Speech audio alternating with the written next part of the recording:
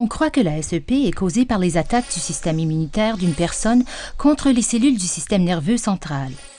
Par l'intermédiaire d'un processus complexe, les cellules du système immunitaire perturbent les fonctions neurologiques normales, ce qui se traduit par des symptômes qui touchent les capacités physiques et qui ont des répercussions sur la vie quotidienne. Les cellules nerveuses du système nerveux central sont recouvertes d'une gaine de myéline.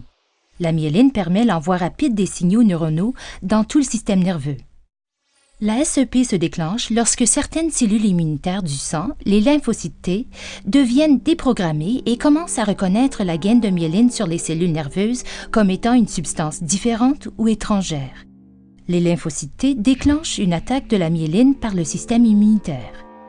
Les lymphocytes T recrutent d'autres cellules qui causent une inflammation et elles commencent à détruire la myéline. Ces cellules inflammatoires pénètrent dans le système nerveux central au travers d'une barrière protectrice. Lorsqu'ils sont à l'intérieur du cerveau, les lymphocytes T libèrent d'autres molécules inflammatoires, ce qui se traduit par une inflammation. Il y a plusieurs types différents de cellules inflammatoires qui protègent habituellement contre les cellules étrangères et qui deviennent des participantes dans le cycle de l'inflammation.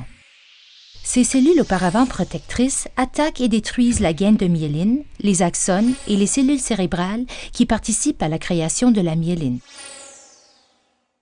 Lorsque la myéline est endommagée, la transmission de signaux neuronaux est perturbée ou arrêtée complètement. Cette myéline endommagée, appelée lésion, est visible sur un cliché d'IRM. Les lésions peuvent entraîner des symptômes de SEP, entre autres des troubles de la vision, des fourmillements ou un engourdissement et des difficultés à marcher. Tous ces symptômes peuvent avoir des répercussions sur la qualité de vie du patient.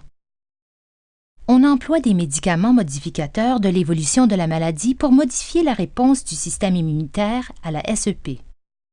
Ces médicaments agissent généralement en diminuant le nombre de poussées, en ralentissant la progression de l'invalidité physique et en réduisant l'activité de la maladie, laquelle est mesurée sur les clichés d'IRM. Les médicaments modificateurs de l'évolution de la maladie peuvent aider à améliorer les résultats pour le patient.